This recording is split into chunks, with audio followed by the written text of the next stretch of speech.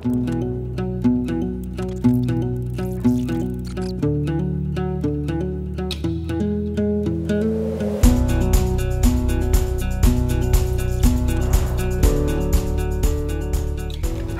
velkommen til Easyfood. Jeg hedder Flemming, og jeg er ejerlærer her i virksomheden. Easyfood laver brødbaserede convenience-løsninger, og det er primært til convenience-butikker og coffeeshops. Vi sælger vores produkter i flere lande. Danmark er det absolut største med ca. 90% af vores salg.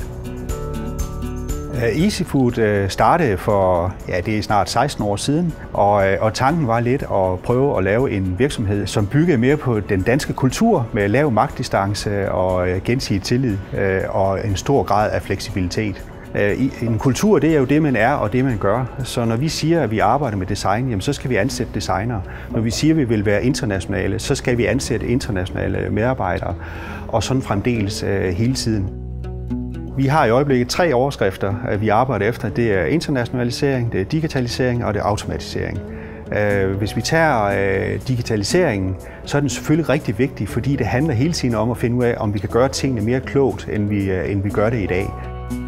Typisk starter vi med at lære vores kunders kunder at kende, så vi kan være sikre på, at de produkter, som vores kunder får i sortimentet, er de rigtige.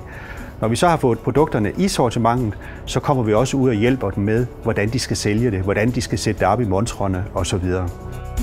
Som ejerleder lægger jeg stor vægt på at udføre opgaverne gennem organisationen. Og det her med at turde tro på, at man kan give ansvar til medarbejdere, og det er uanset om det er en ufaglært medarbejder eller det er en højt uddannet medarbejder.